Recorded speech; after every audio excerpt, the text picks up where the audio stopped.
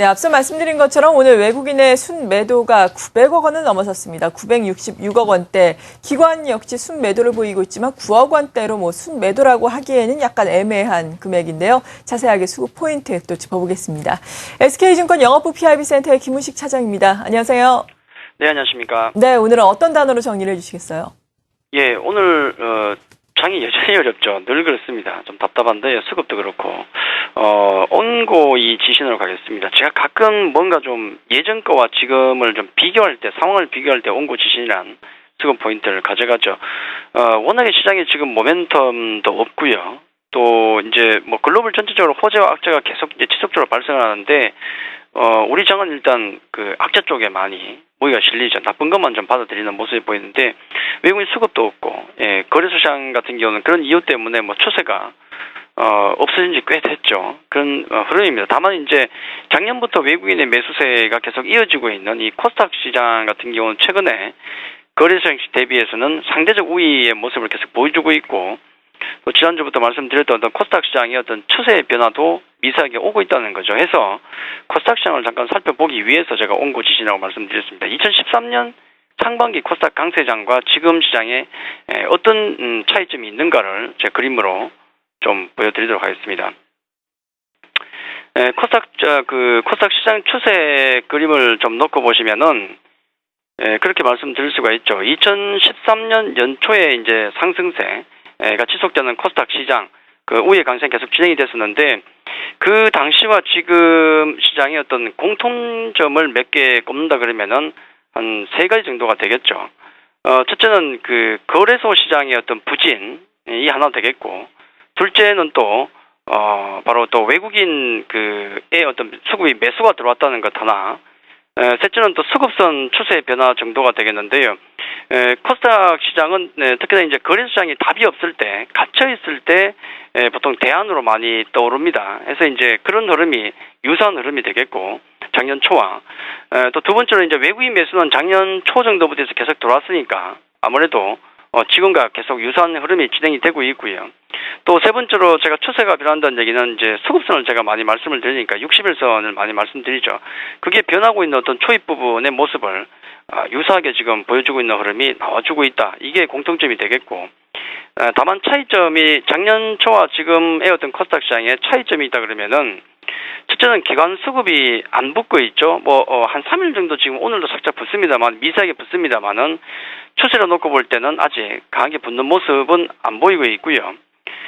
둘째 또 움직이고 있는 종목의 흐름들이 조금 틀립니다. 예, 차트가 조금 늦게 나왔네요. 그림을 좀 보시면 확연하게 보이시는데, 아까 말씀드렸던 공통점이라 그러면은 바로 이렇게 추세가 아주 유사하죠. 작년 초의 흐름과 지금의 흐름이 유사합니다. 특히나 이제 추세선이 이렇게 변하고 있다는 것 유사하고, 외국인 매수가 들어오고 있다는 것 여전하죠. 똑같이 들어옵니다. 지금도. 요점이 공통점이 되겠죠. 방금 말씀드렸던 차이점, 기관 수급이 이때는 좀 붙어줬는데 그 전부터 기관 수급이 조금 약간 약합니다. 요점이 이제 수급 포인트여서 차이점이 되겠고, 또 방금 말씀드리려고 했던 것은 그 코스닥에 움직였던 종목이 좀 틀립니다. 그 당시는 좀 하드했던 종목, 이 상반기 때 하드했던 종목이고, 지금은 좀 말랑말랑한 쪽입니다. 소프트 쪽.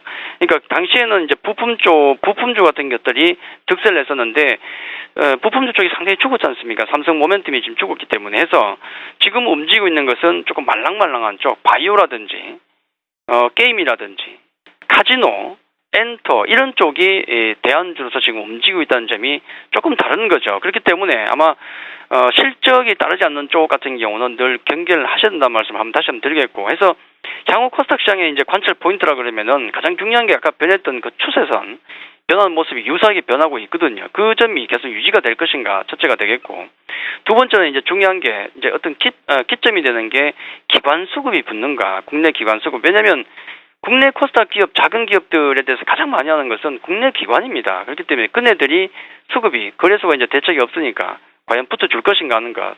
마지막으로 아까 업종이나 종목을 말씀드렸는데 다음 주에 또 MWC가 있지 않습니까? 그렇기 때문에 어느 쪽이 주도권을 쥐느냐, 그 업종과 종목 요 세 가지 정도를 보시고 아마 대응하시면 전략을 세우기 좋지 않을까, 그렇게 말씀을 드리겠습니다. 네, 전반적으로 시장 봐주셨고요. 코스닥 시장 특히나 좀 주목을 해봐야 되겠습니다. 일단 거래소 시장의 업종과 그래도 종목별 동향을 봐야 될 텐데 외국인의 순매도 규모 950억 원대 나오고 있습니다. 이런 가운데 또 전기전자 업종으로는 물론 아주 소폭이지만 순매수가 들어오고 있는데 특별한 의미를 찾을 수가 있을까요? 예, 그렇죠. 뭐 특별한 의미를 두긴 좀 그런 것 같습니다. 전반적인 좀 무거운 분위기라고 보는 게 그게 맞겠죠.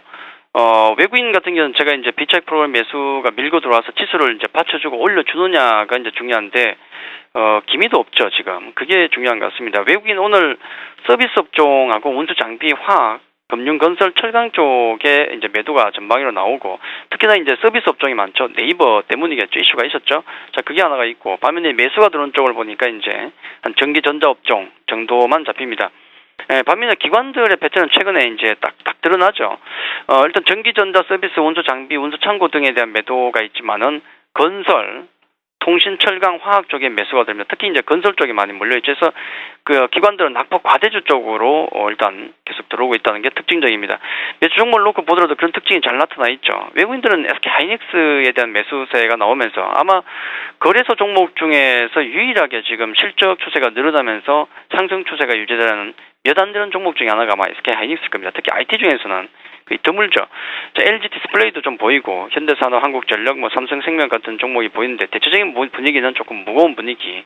기관들은 아까 말씀드린 대로 역시나 이제 건설주 쪽에 뭐 GS건설, 현대건설, 다른 건설주도 마찬가지로 건설주 쪽에 일단 많이 몰리고 있고 네이버, 또 하나케미칼, SK텔레콤 대 매수세가 보입니다. 전체적인 분위기는 좀 무겁고요. 그래서 이제 외국인들 같은 경우는 역시나 좀 무거운 분위기 이어가고 있고 기관들은 일단 낙폭 과대주에 대한 공략이 지금 진행되고 있다. 그렇게 말씀을 드리도록 하겠습니다. 네. 이렇게 거래소의 수급과 종목까지 알아봤는데 코스닥 시장에 앞서서 주목을 하면서 우리가 지켜봐야 할 포인트를 몇 가지 짚어주셨거든요. 여기에 바탕을 둔 투자 전략 잠시 후에 들어보겠습니다. 와우스탁론 독점 상품 출시. 단일 종목 100% 투자 가능.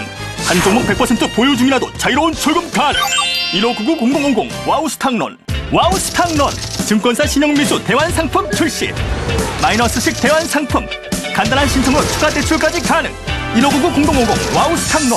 쉽고 빠른 대출 와우스탁론. 업계 최저금리 3.9%에 대환 상품도 3.9%로 가능. 스마트폰으로 매매 가능. 1599-0050 와우스탁론. 네, 오늘의 전략은 어떻게 세워주시겠어요? 예, 선진국 시장 같은 경우는 뭐 여러 가지 이슈가 나옵니다만은 비교적 강하죠. 뭐 다우지수 같은 경우도 물론 고점 대비해서 좀 많이 밀리긴 했지만은 그동안 추세 자체가 굉장히 좋지 않습니까? 심지어는 FOMC 1월 그 의사로 공개된 내용을 통해서 이제 금리 인상 시기에 대해서 이제 논의가 많이 되고 있다는 얘기가 있죠. 테이퍼링에 이어서 이제 금리 인상 얘기도 나오죠.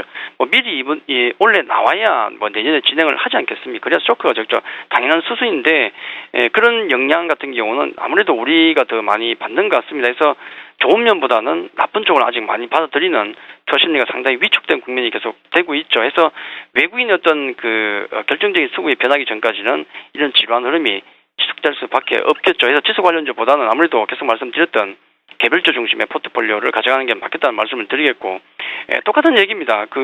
거래소 같은 경우는 어떤 추세 자체를 바꾸기 위해서, 추세는 지금 아니거든요. 전혀 아니죠. 추세를 바꾸기 위해서는 지수로 볼 때는 최소 1950 이상, 그러니까 1960에 갖다 놓고 나서 이야기를 시작해야 되고요. 자, 그런 흐름 이후에 외국인의 비차익 프로그램 매수가 들어오면서 들어올리는 걸 보시고 나서 그 다음 거래소 시장 얘기를 하자는 거죠.